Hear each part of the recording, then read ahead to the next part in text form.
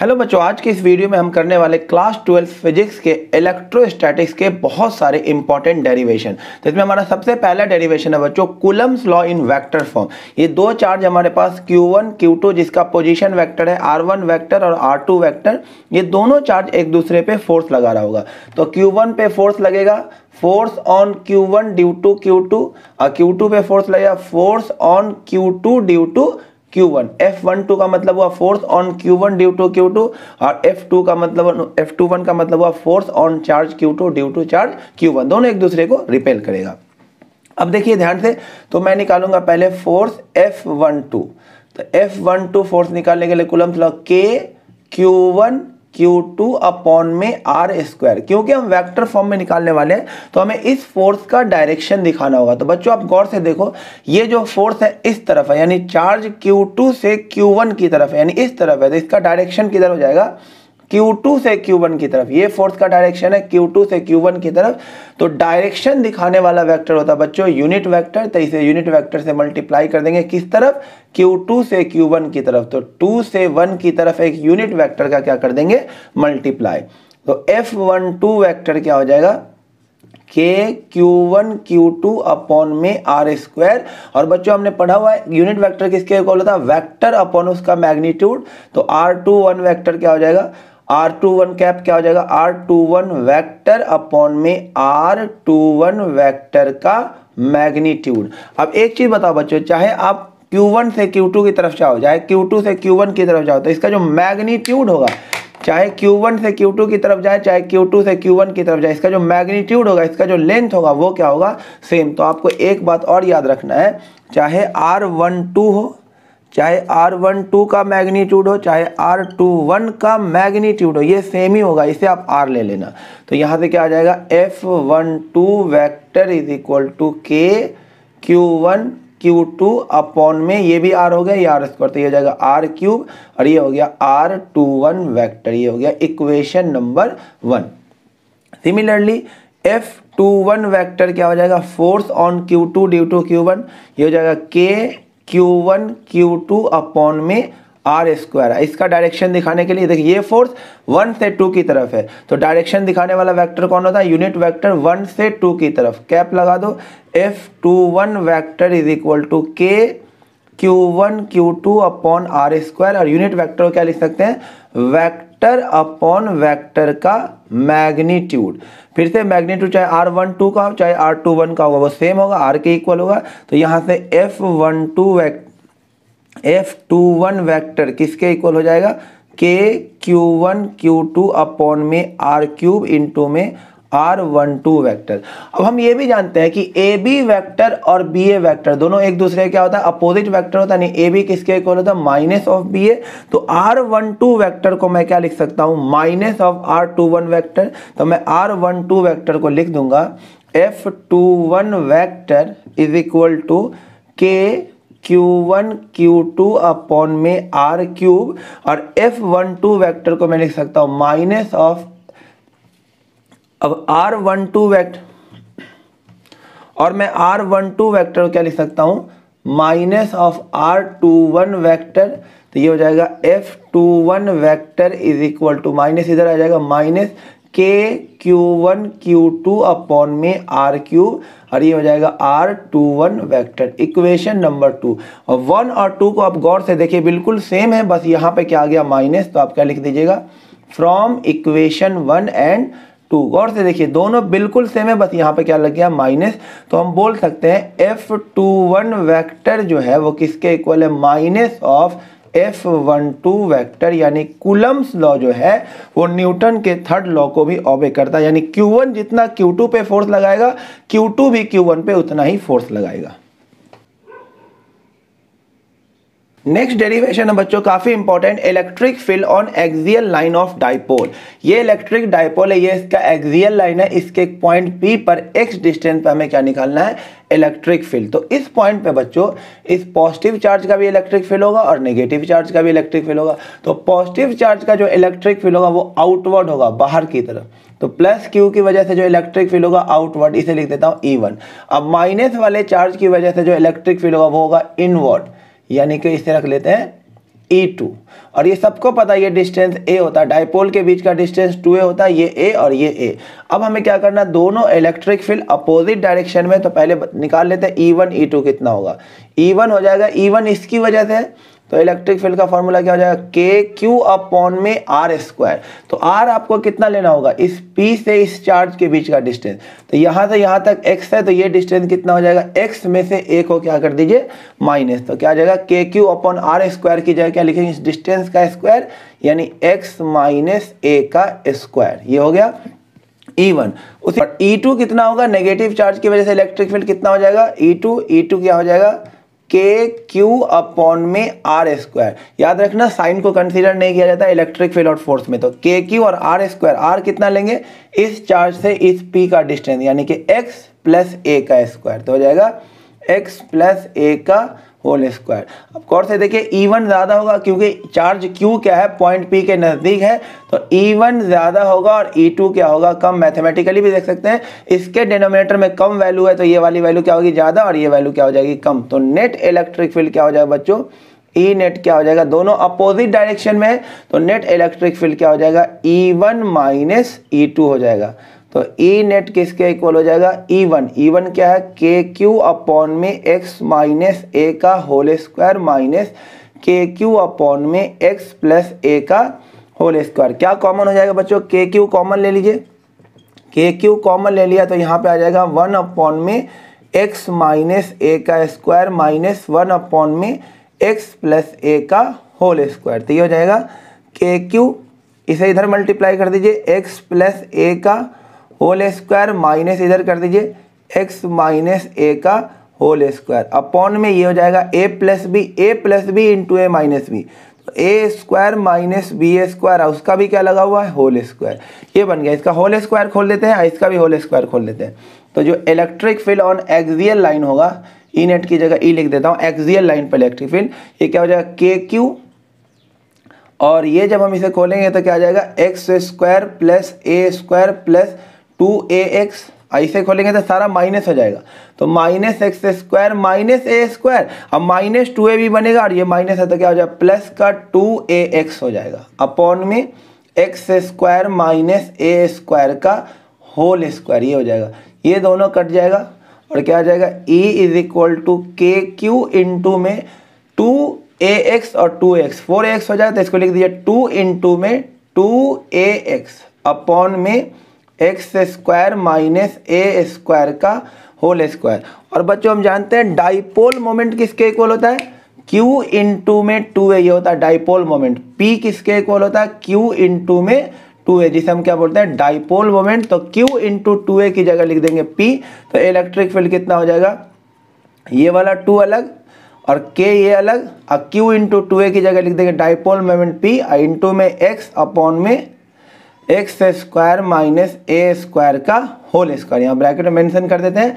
P किसके equal है, Q into में 2a, जिसे हम बोलते हैं डाइपोल मोमेंट। अब क्योंकि डाइपोल का लेंथ काफ़ी कम होता है, ये a काफ़ी कम होता है, तो ए स्क्वायर को हम क्या कर देंगे, नेगलेक्ट कर सकते हैं, काफ़ी स्मॉल वैल्यू होगी, इसे नेगलेक्ट कर देते हैं।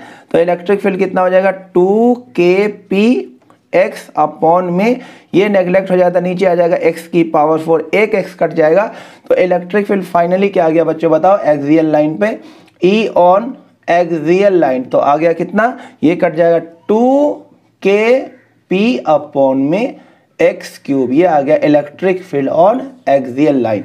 अब याद रखना इलेक्ट्रिक फील्ड किसके प्रोपोर्शनल है, 1 अपॉन में x क्यूब। और दूसरी बात क्या याद रखना है, जो नेट इलेक्ट्रिक फील्ड होगा, यहाँ पर नेट इलेक्ट्रिक फील्ड का डायरेक्शन किधर होगा, और मैं इसे बोलूँ A है और ये B है, तो नेट इलेक्ट्रिक फील्ड का डायरेक्शन किधर होगा, क्योंकि E1 ज़्यादा है तो नेट भी इसी तरफ होगा, तो नेट इलेक्ट्रिक फील्ड का डायरेक्शन किधर होगा, A to B, net electric field का डायरेक्शन होगा A to B। और मैं बोलूँ डाइपोल मोमेंट P का डायरेक्शन किधर है, तो डाइपोल मोमेंट का डायरेक्शन किधर होता है, negative charge to positive charge, तो डाइपोल मोमेंट का भी डायरेक्शन किधर होगा, A to B, dipole moment का भी डायरेक्शन हो जाएगा A to B। अब आपसे पूछा जाए एंगल बिटवीन, ये एग्जाम में कई बार पूछा जाता है, angle between electric field and dipole moment on axial line. तो आपसे पूछे कि एक्सियल लाइन के केस में इलेक्ट्रिक फील्ड और डाइपोल मोमेंट के बीच में एंगल क्या होता है, तो आप बोलोगे ये भी A2B है और डाइपोल मोमेंट भी A2B है, तो दोनों के बीच में एंगल कितना हो जाएगा, 0 डिग्री। नेक्स्ट डेरिवेशन है बच्चों electric field on equatorial line of dipole. बच्चों ये डाइपोल है, इसका ये वाला लाइन क्या होता है, इक्वेटोरियल लाइन। हमें इस पॉइंट P पे कितने डिस्टेंस पे, x डिस्टेंस पे एक पॉइंट P है सेंटर से, इस P पॉइंट पे हमें इलेक्ट्रिक फील्ड निकालना है। अगेन इस P पॉइंट पे इसका भी इलेक्ट्रिक फील्ड होगा, इसका भी इलेक्ट्रिक फील्ड होगा। तो पॉजिटिव चार्ज की वजह से इलेक्ट्रिक फील्ड किधर होगा, बाहर की तरफ। तो पॉजिटिव चार्ज का जो इलेक्ट्रिक फील्ड होगा वो आउटवर्ड, ये होगा E1, और नेगेटिव चार्ज का इलेक्ट्रिक फील्ड किधर होगा, इनवर्ड, तो ये हो जाएगा E2। अब इस दो इलेक्ट्रिक फील्ड को ऐड करने के लिए हमें कौन सा लॉ लगाना पड़ेगा, इस केस में क्योंकि कुछ एंगल बन रहा है तो हमें parallelogram law of vector addition लगाना होगा, पैरेललोग्राम कंप्लीट करना होगा, और इसका जो डायगोनल होगा यही हमें क्या बता देगा, नेट इलेक्ट्रिक फील्ड। तो ये डायगोनल जो है नेट इलेक्ट्रिक फील्ड हमें बता देगा, तो यही हमें ई नेट निकालना। आप गौर से देखिएगा, ये हो जाएगा ई नेट। ये एंगल थीटा है तो ये भी एंगल क्या होगा, थीटा। ये एंगल थीटा है तो ये भी एंगल क्या होगा, थीटा। फिर वर्टिकल अपोजिट एंगल भी क्या आ जाएगा, ये भी आ जाएगा थीटा। बच्चों इसके एक्सप्रेशन से पहले मैं एक मैथमेटिक्स का एक फॉर्मूला लिखा देता हूँ। 1 + cos 2 थीटा का फॉर्मूला अब याद रखना, ये होता है 2 cos स्क्वायर थीटा। इसे आपको याद रखना होगा। तो चलिए स्टार्ट करते हैं।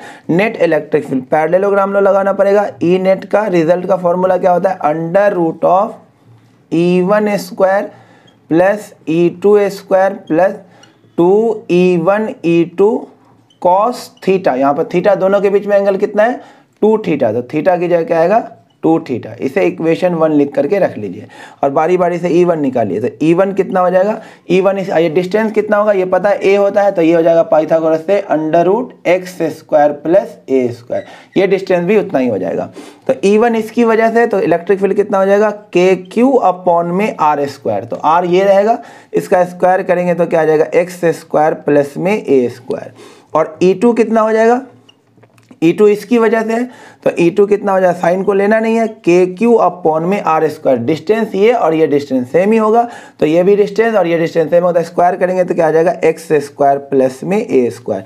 दोनों वैल्यू सेम है, तो थोड़ी देर के लिए इसको भी E लेट कर लेते हैं और इसे भी E लेट कर लेते हैं और फिर इक्वेशन नंबर 1 में पुट कर देते हैं। तो E नेट कितना हो जाएगा, E नेट यानी E ऑन इक्वेटोरियल लाइन क्या हो जाएगा, √of ये हो जाएगा E square plus E square plus 2E square cos 2 theta. तो यहाँ से आपको मिल जाएगा, जब हम कॉमन लेंगे 2E स्क्वायर कॉमन, अंदर क्या बच गया, 1 प्लस में कॉस 2 थीटा। फिर ये हो जाएगा 2E स्क्वायर और 1 प्लस कॉस 2 थीटा क्या हो जाएगा, 2 कॉस स्क्वायर थीटा। 4 का 2 बाहर आ जाएगा, E स्क्वायर का E बाहर, कॉस स्क्वायर का कॉस थीटा क्या आ जाएगा, बाहर आ जाएगा। तो E नेट फाइनली क्या आ गया बच्चों, E नेट आ गया इक्वेटोरियल लाइन पे 2, और E हमने इसको माना था क्या था, KQ अपॉन में x square plus A square, और कॉस थीटा क्या होगा, बेस अपॉन में हाइपोटेनियस। तो बेस हो गया A और हाइपोटेनियस हो गया x square plus A square की पावर 1/2, रूट का मतलब 1/2। अब फिर से देखिए यहाँ पे गौर से, Q इंटू 2A क्या हो जाएगा, डाइपोल मोमेंट। ये तीनों मिलकर Q इंटू 2A क्या हो जाएगा, डाइपोल मोमेंट। तो E नेट कितना आ गया, E नेट आ गया हमारा K, और Q इंटू 2A की जगह क्या लिखते हैं, डाइपोल मोमेंट। और ये बेस सेम पावर है, इसका पावर 1, इसका पावर 1/2, कितना हो जाएगा, x square plus A square की पावर 3/2। ये आ गया, यानी E ऑन इक्वेटोरियल लाइन क्या आ गया, E on equatorial line KP upon में x square plus A square की पावर 3/2। अगेन A स्क्वायर को हम क्या कर देंगे, नेगलेक्ट कर देंगे। तो E ऑन इक्वेटोरियल लाइन कितना आ जाएगा, KP अपॉन में x स्क्वायर, ये नेगलेक्ट हो गया, उसकी पावर 3/2, ये 2 से 2 कट जाएगा। तो E ऑन इक्वेटोरियल लाइन आ गया बच्चों KP अपॉन में, ये कटी जाएगा, क्या आ जाएगा, x3। अब डायरेक्शन की बात करें तो आप गौर से देखिए, E नेट का डायरेक्शन इधर है। अगर मैं इसे ले लूँ A पॉइंट और इसे ले लूँ B पॉइंट, तो इलेक्ट्रिक फील्ड का डायरेक्शन किधर हो जाएगा, B to A। तो इसका जो डायरेक्शन होगा वो किधर हो जाएगा, B to A। और मैं अगर डाइपोल मोमेंट का डायरेक्शन पूछूं तो डाइपोल मोमेंट का डायरेक्शन किधर होता है, negative charge to positive charge, तो इसका डायरेक्शन किधर हो जाएगा, ए टू बी। तो फिर से मैं इस केस में पूछ दूं angle between electric field and dipole moment on equatorial line, तो एक है ए टू बी और एक है बी टू ए, दोनों के बीच में एंगल कितना हो जाएगा, 180 डिग्री। तो ये भी एग्जाम में पूछा जाता है। नेक्स्ट डेरिवेशन है बच्चों, torque on dipole in uniform electric field. जब एक यूनिफॉर्म इलेक्ट्रिक फील्ड में एक डाइपोल को डाल देंगे तो उस पर टॉर्क कितना लगेगा। देखो बच्चों, पहली बात, पहले इस पे देखिए पॉजिटिव चार्ज पे फोर्स किधर लगेगा, in the direction of electric field, तो पॉजिटिव चार्ज पे फोर्स लगेगा इस तरफ। अब फोर्स कितना लगेगा, Q इंटू में E। नेगेटिव चार्ज पे फोर्स किधर लगेगा, इलेक्ट्रिक फील्ड के अपोजिट डायरेक्शन में, तो नेगेटिव चार्ज पे फोर्स लग जाएगा इलेक्ट्रिक फील्ड के अपोजिट डायरेक्शन में। मैग्नीट्यूड तो सेम ही रहेगा, Q इंटू में E, क्योंकि इलेक्ट्रिक फील्ड क्या है, यूनिफॉर्म, हर तरफ इलेक्ट्रिक फील्ड क्या है, सेम है। अब एक फोर्स इधर एक फोर्स इधर, तो ये रोटेशन होगा, इस डाइपोल में रोटेशन होगा, तो वही रोटेशन टॉर्क को हमें निकालना है। तो टॉर्क किसके इक्वल होता है, फोर्स इंटू में परपेंडिकुलर डिस्टेंस। टॉर्क किसके इक्वल होता है बच्चों, फोर्स इंटू में परपेंडिकुलर डिस्टेंस। बहुत ही आसान, फोर्स तो निकल चुका है कितना, QE, और परपेंडिकुलर डिस्टेंस कितना बच्चों, दोनों फोर्स के बीच में ये कितना है, और परपेंडिकुलर डिस्टेंस कितना बच्चों, D। इक्वेशन नंबर 1 ले लीजिए, ये थीटा किसके बीच का एंगल है, इलेक्ट्रिक फील्ड और डाइपोल मोमेंट। डाइपोल मोमेंट इधर होगा ना, डाइपोल मोमेंट का डायरेक्शन नेगेटिव टू पॉजिटिव होता है, तो ये हो गया डाइपोल मोमेंट का डायरेक्शन है, ये हो गया इलेक्ट्रिक फील्ड का डायरेक्शन। तो थीटा किसके बीच का एंगल है, theta is angle between dipole moment and electric field. अब इस ट्रायंगल में साइन थीटा लगा दो, तो साइन थीटा किसके इक्वल हो जाएगा, परपेंडिकुलर अपॉन में हाइपोटेन्यूस। तो परपेंडिकुलर हो गया D, और हाइपोटेन्यूस होगा ये जो कि डाइपोल का लेंथ है। डाइपोल का लेंथ कितना होता है, 2a, सबको पता है। तो यहाँ से D किसके इक्वल आ गया, 2a sine theta. Equation number 1 में पुट कर दीजिए, तो टॉर्क किसके इक्वल हो जाएगा, QE इंटू में 2a इंटू में साइन थीटा, और Q इंटू 2a क्या होता है, डाइपोल मोमेंट। तो टॉर्क किसके इक्वल हो जाएगा, ये हो जाएगा Q इंटू 2a क्या हो जाएगा, P डाइपोल मोमेंट इंटू में E साइन थीटा। यहाँ पर लिख देता हूँ, P किसके इक्वल होता है, Q इंटू में 2a। तो ये हो गया PE साइन थीटा, ये आ गया टॉर्क ऑन डाइपोल। अगर इसे वेक्टर फॉर्म में लिखे तो टाउ वेक्टर किसके इक्वल हो जाएगा, P vector cross E vector. अब ये याद रखना, दो वेक्टर का क्रॉस प्रोडक्ट गिवन दोनों वेक्टर के क्या होता है, परपेंडिकुलर। तो याद रखना बिल्कुल अच्छे से, एग्जाम में पूछा जाता है। तो टॉर्क डाइपोल मोमेंट के भी परपेंडिकुलर होगा, साथ साथ टॉर्क इलेक्ट्रिक फील्ड के भी क्या होगा, परपेंडिकुलर होगा। और अगर स्पेशल केस करें, जब थीटा 0 होगा तो साइन 0 क्या हो जाएगा, 0, तो टॉर्क क्या हो जाएगा, 0। और जब थीटा कितना होगा, 180, तो साइन 180 भी क्या होता है बेटा, 0 होता है। तो इस केस में भी क्या हो जाएगा, टॉर्क 0। लेकिन जब थीटा 0 हो तो इसे बोलेंगे स्टेबल इक्विलिब्रियम, और जब थीटा 180 हो तो उसे बोलेंगे अनस्टेबल इक्विलिब्रियम। और बच्चों जब थीटा 0 होगा तो इसे हम क्या बोलेंगे, स्टेबल इक्विलिब्रियम, और जब थीटा 180 होगा तो क्या बोलेंगे, ये डाइपोल किस में है, अनस्टेबल इक्विलिब्रियम में। और जब थीटा 90 होगा बच्चों, थीटा 90 हो जाएगा तो टॉर्क मैक्सिमम लगने लगेगा, क्योंकि साइन 90 सबसे ज़्यादा 1 होता है, तो P इंटू में E आ जाएगा, और ये क्या होगा, मैक्सिमम वैल्यू। तो आपको तीनों केस क्या याद रखना, अच्छे से याद रखना, ये केस और ये दोनों केस। नेक्स्ट डेरिवेशन है बच्चों, potential energy of dipole in uniform electric field. जब भी फिजिक्स में बच्चों पोटेंशियल एनर्जी या पोटेंशियल आता है तो वहां पे वर्क डन आता है। तो ये पोटेंशियल एनर्जी क्या, work done against torque of dipole. जैसे ये डाइपोल था, यूनिफॉर्म इलेक्ट्रिक फील्ड में रखा हुआ था, तो इधर रोटेट कर रहा था, इस पे टॉर्क इस तरफ लग रहा था, हमने पीछे देखा। अब अगर इसे टॉर्क के अगेंस्ट रोटेट कराना हो, टॉर्क के अगेंस्ट इसे घुमाना और रोटेट कराना होगा, तो हमें क्या करना होगा, वर्क करना होगा। वही वर्क क्या कहलाएगा, इस डाइपोल का potential energy. It is work done against torque of dipole. तो हमने क्या किया, इस डाइपोल को टॉर्क के अगेंस्ट क्या करा, डी थीटा से रोटेट किया है। तो उसके लिए हमें वर्क करना होगा dw। छोटा सा डिस्प्लेसमेंट के लिए हमें क्या करना होगा, छोटा सा वर्क करना होगा dw। तो dw किसके इक्वल हो जाए, फोर्स।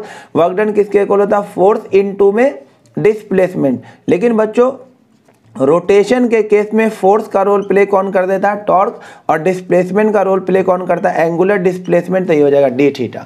तो डी डब्ल्यू किसके इक्वल हो जाएगा बच्चों, टाउ इंटू में डी थीटा, तो डी डब्ल्यू हो जाएगा, टॉर्क हमने पीछे देखा क्या था, पीई साइन थीटा इंटू में डी थीटा। पूरा वर्क निकालने के लिए हमें क्या करना होगा, दोनों तरफ इंटीग्रेशन करना होगा, तो दोनों तरफ इंटीग्रेट कर देते हैं, डी थीटा, डी डब्ल्यू का इंटीग्रेशन क्या हो जाएगा, डब्ल्यू, और ये पीई कांस्टेंट बाहर हो जाएगा, अंदर क्या आ जाएगा, साइन थीटा इंटू में डी थीटा। कहाँ से कहाँ रोटेट करेंगे, इनिशियल एंगल से लेकर फाइनल एंगल तक उसे क्या करेंगे, रोटेट करेंगे। तो पीई साइन थीटा का डिफरेंशिएशन क्या, इंटीग्रेशन क्या होता है, माइनस का कॉस थीटा फ्रॉम θ1 टू θ2। एक बार डालेंगे अपर लिमिट, तो अपर लिमिट डालेंगे तो माइनस का कॉस θ2, अब बीच में लिखेंगे माइनस, और फिर लोअर लिमिट डालेंगे तो माइनस माइनस क्या आ जाएगा, प्लस कॉस θ1, ये आ जाएगा। तो फाइनल रिजल्ट वर्क डन किसके इक्वल हो गया, पीई, इसे ठीक करके लिख देते हैं, तो ये कितना हो जाएगा, माइनस का कॉस θ2 अब प्लस में कॉस θ1, ये आ गया।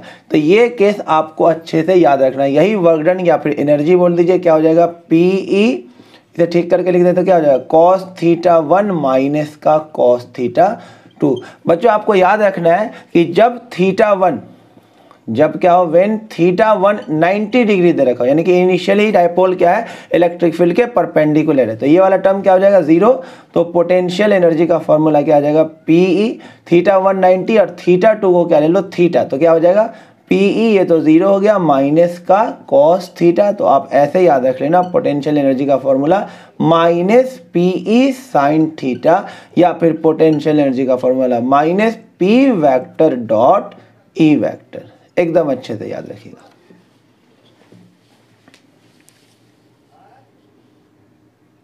नेक्स्ट डेरिवेशन काफी इंपॉर्टेंट है, गॉस थ्योरम का यूज करके हमें क्या निकालना है, electric field due to uniformly charge rod. Gauss theorem का यूज करना है, एप्लीकेशन ऑफ गॉस थ्योरम, तो ये एक पहला एप्लीकेशन है, एक यूनिफॉर्मली चार्ज रॉड की वजह से आपको क्या निकालना होगा, इलेक्ट्रिक फील्ड। तो आपने एक रॉड लिया है जिसका लीनियर चार्ज डेंसिटी क्या है, लैम्डा, और इसका लेंथ कितना है, एल।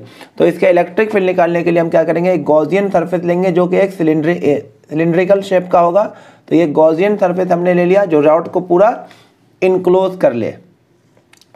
अब हमें क्या करना होगा, देखना होगा इस पे कितने एरिया होगा, कितना एरिया होगा, दो तो क्रॉस सेक्शनल एरिया हो गया ये, इस एरिया का डायरेक्शन हो जाएगा इस तरफ, इस एरिया का डायरेक्शन हो जाएगा इस तरफ, और इस कर्व सरफेस एरिया का डायरेक्शन हो जाएगा, सरफेस के पहले डी ले लिया छोटा सा एरिया, और उसका डायरेक्शन हो जाएगा सरफेस के परपेंडिकुलर। और जो इलेक्ट्रिक फील्ड का डायरेक्शन होगा, ये पॉजिटिव चार्ज रॉड है, तो इससे इलेक्ट्रिक फील्ड क्या होगा, आउटवर्ड आउटवर्ड आउटवर्ड, हर तरफ क्या होगा, इलेक्ट्रिक फील्ड बाहर की तरफ होगा। तो इलेक्ट्रिक फील्ड का डायरेक्शन किधर हो जाएगा, आउटवर्ड, ये हो गया इलेक्ट्रिक फील्ड का डायरेक्शन हो गया आउटवर्ड। अब हमें गॉस थ्योरम अप्लाई करना होगा, तीन सरफेस है, फर्स्ट सरफेस, सेकेंड सरफेस और ये थर्ड सरफेस। तो तीनों सरफेस से पहले फ्लक्स निकाल लेते हैं, flux through first surface, phi किसके इक्वल होता है, ई ए कॉस थीटा। तो फ्लक्स थ्रू फर्स्ट सरफेस कितना हो जाएगा, ई ए, और इस केस में देखिए फर्स्ट सरफेस के लिए एरिया इधर है, इलेक्ट्रिक फील्ड ऊपर है, तो एंगल कितना बन गया 90, और कॉस 90 क्या होता है, जीरो, तो फ्लक्स क्या हो जाएगा, जीरो। सेम उसी तरह से फाई टू भी क्या हो जाएगा, फाई टू भी जीरो हो जाएगा, ई ए कॉस, यहाँ भी एंगल कितना बन रहा है, इलेक्ट्रिक फील्ड इधर, एरिया इधर, इलेक्ट्रिक फील्ड ऊपर, एंगल अगेन 90, तो फ्लक्स क्या हो जाएगा, जीरो।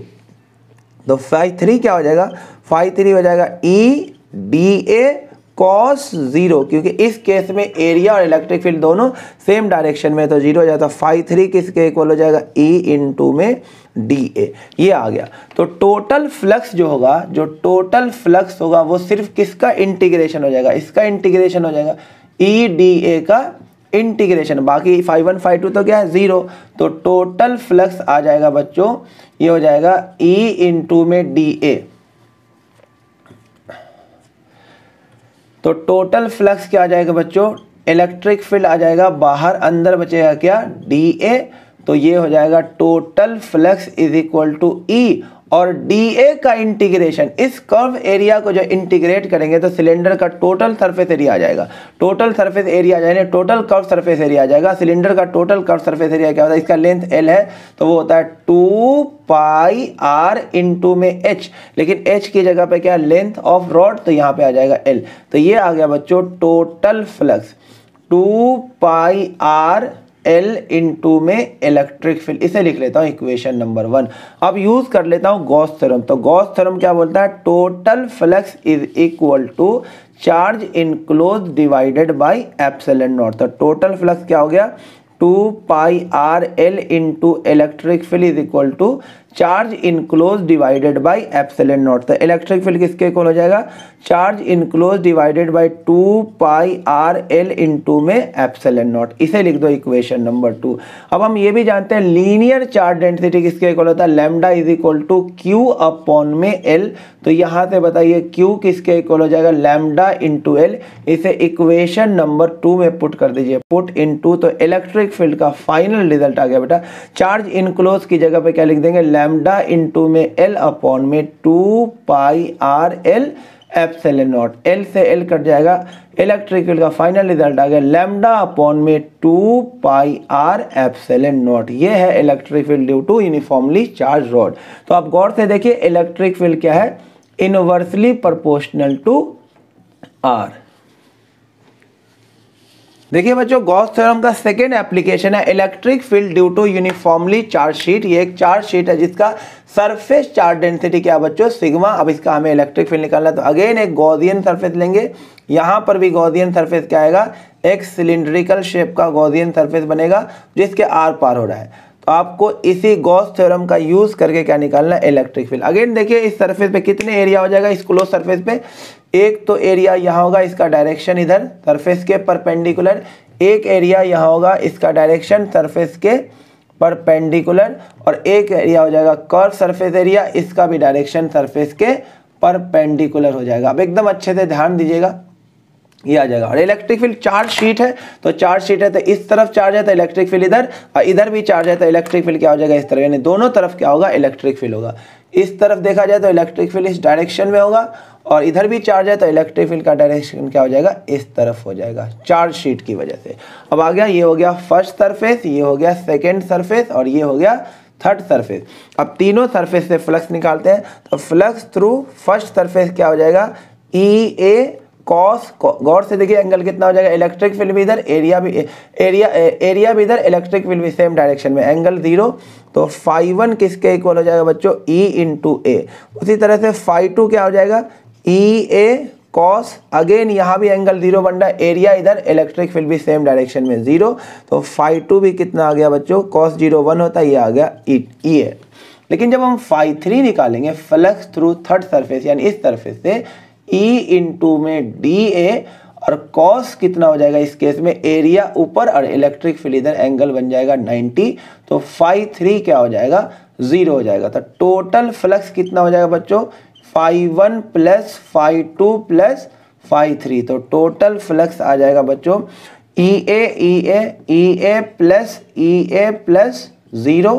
तो टोटल फ्लक्स आ गया 2EA। ये टोटल फ्लक्स निकाल के हमने रख लिया। अब हम अप्लाई कर देते हैं गॉस थ्योरम। गॉस थ्योरम क्या बोलता है, total flux is equal to charge enclose divided by epsilon naught.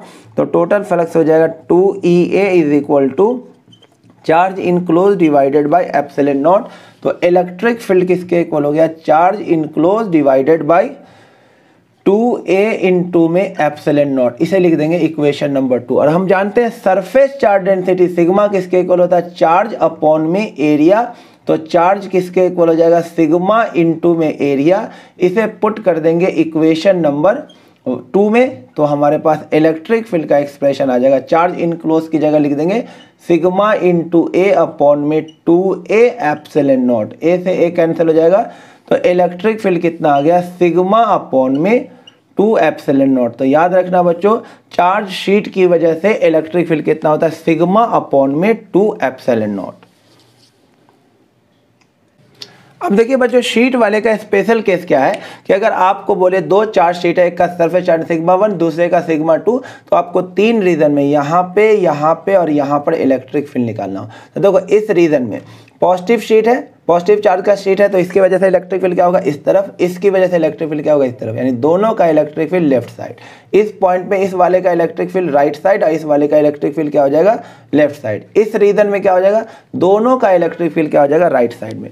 तो फर्स्ट यहाँ पे फर्स्ट रीजन में जब इलेक्ट्रिक फील्ड निकालेंगे, दोनों इस तरफ है तो दोनों माइनस का, माइनस का E1 माइनस का E2।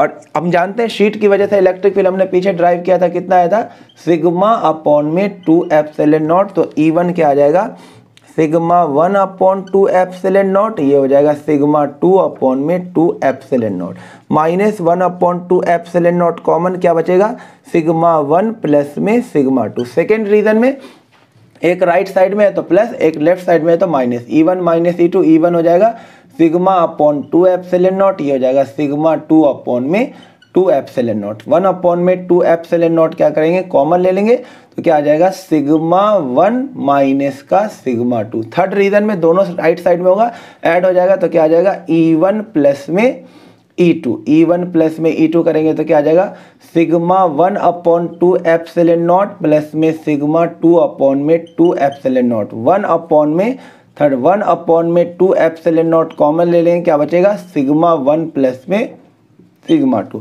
अब बच्चों इसका भी स्पेशल केस होगा, बोलेगा एक शीट है जो पॉजिटिव और एक शीट है जो नेगेटिव है, एक का सरफेस चार्ज डेंसिटी सिग्मा और एक का surface charge density minus sigma है, तो तीनों जगह पे इलेक्ट्रिक फील्ड बताओ। तो इसके लिए अलग से कुछ करने की जरूरत नहीं है। फर्स्ट रीजन में पूछे तो यहाँ पे क्या कर देना, सिग्मा 1 की जगह सिग्मा और सिग्मा 2 की जगह माइनस सिग्मा डालिए, तो सिग्मा माइनस सिग्मा क्या आ जाएगा, 0 आ जाएगा इलेक्ट्रिक फील्ड। सेकेंड रीजन में ये वाला केस है, सिग्मा 1 की जगह सिग्मा और सिग्मा 2 की जगह जब सिग्मा डालेंगे तो माइनस सिग्मा, तो क्या आ जाएगा 1 अपॉन में 2 एप्सिलॉन नॉट। सिग्मा 1 की जगह डाल दीजिए सिग्मा, सिग्मा 2 की जगह डाल दीजिए माइनस का सिग्मा, तो माइनस माइनस प्लस, ये आ जाएगा सिग्मा, तो 2 सिग्मा अपॉन में 2 एप्सिलॉन नॉट, क्या आ जाएगा सिग्मा अपॉन में एप्सिलॉन नॉट। और थर्ड रीजन में डालेंगे सिग्मा 1 की जगह सिग्मा, सिग्मा 2 की जगह माइनस सिग्मा, तो आंसर क्या आ जाएगा 0।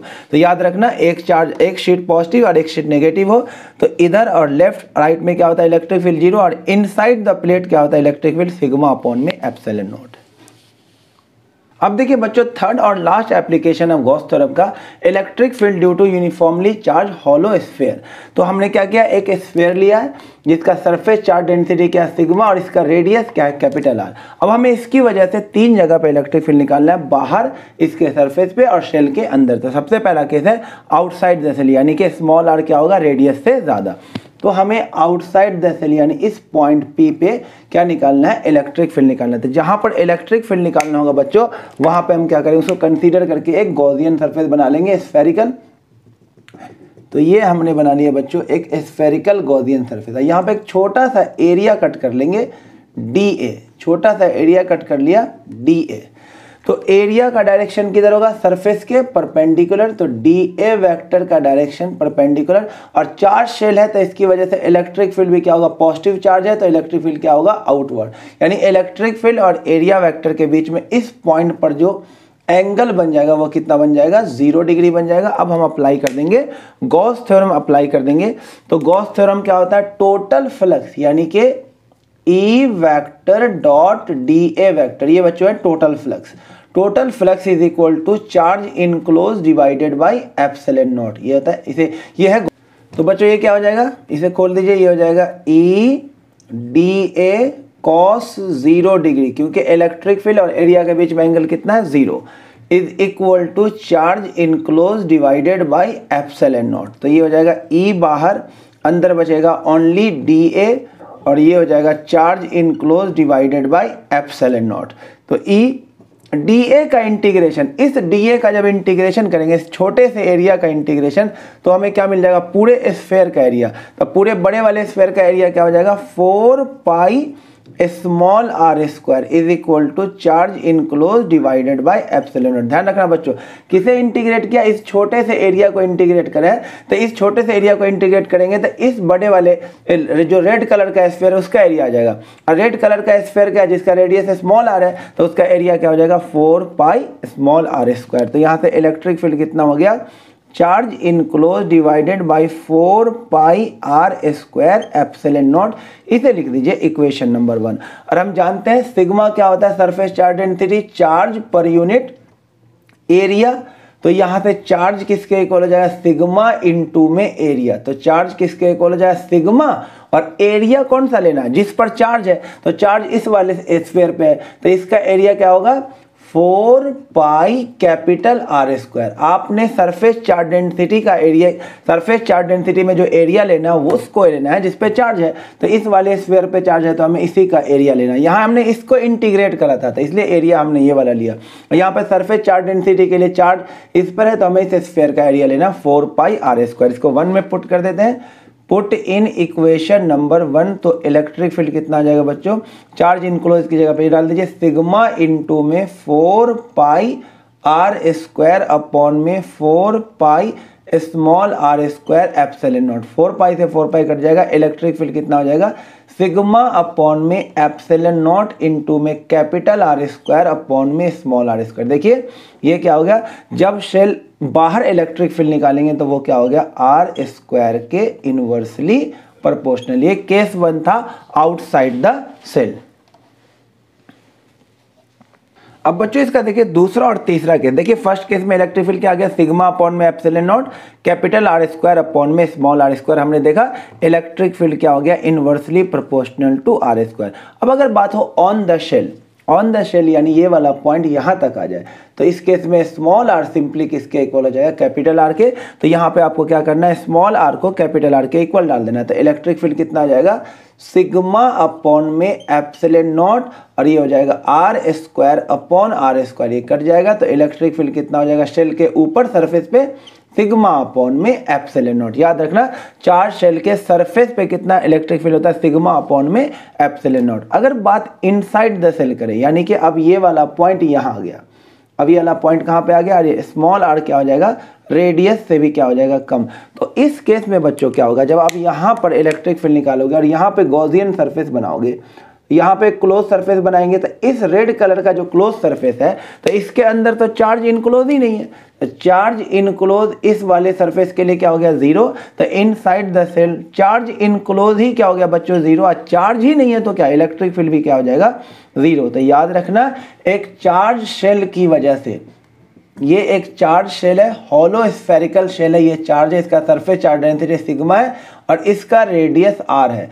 अगर 3 पॉइंट पर इलेक्ट्रिक फील्ड निकालना हो, यहाँ पे निकालना हो ए पॉइंट पे, यहाँ पर निकालना हो बी पॉइंट पे और यहाँ पे निकालना हो सी पॉइंट पे, तो आपको ये सी वाला डिस्टेंस कितना है आर के इक्वल है। तो electric field at A point inside the cell क्या होगा 0 और electric field at B point यानी सरफेस पे कितना होगा सिग्मा अपॉन में epsilon not. Electric field at point C बाहर कितना होगा सिग्मा अपॉन में epsilon not capital R square upon में स्मॉल आर स्क्वायर। तो अगर हम इसका ग्राफ बनाना चाहे इलेक्ट्रिक फील्ड का आर के साथ, तो आर 0 से स्टार्ट होगा, यहाँ से स्टार्ट होगा पहले, फिर रेडियस तक पहुंचेगा, तो ये आर रेडियस तक पहुंचेगा, फिर उसके बाद इंक्रीज होता चला। ये वाला रीजन क्या होगा रेडियस से ज़्यादा वाला और ये रीजन होगा रेडियस से कम वाला। तो बच्चों जब तक आर रेडियस तक नहीं पहुंचेगा, जब तक आर रेडियस तक नहीं पहुंचेगा यानी इस रीजन में रहेगा, तो देखिए इनसाइड द सेल हो गया और inside the cell electric field क्या होगा 0। तो इस रीजन में इलेक्ट्रिक फील्ड क्या होगा 0 और उसके बाद बाहर यानी रेडियस से बाहर यानी कि शेल के बाहर, तो शेल के बाहर आप गौर से देखिए इलेक्ट्रिक फील्ड क्या आर स्क्वायर के इनवर्सली प्रोपोर्शनल। तो ग्राफ कैसा बन जाएगा बच्चों, ये डिक्रीजिंग ग्राफ बन जाएगा इस तरह से, यानी इलेक्ट्रिक फील्ड क्या हो रहा है डिक्रीज हो रहा है किसके साथ आर के साथ, और इससे रेडियस से कम में इनसाइड द सेल क्या इलेक्ट्रिक फील्ड 0।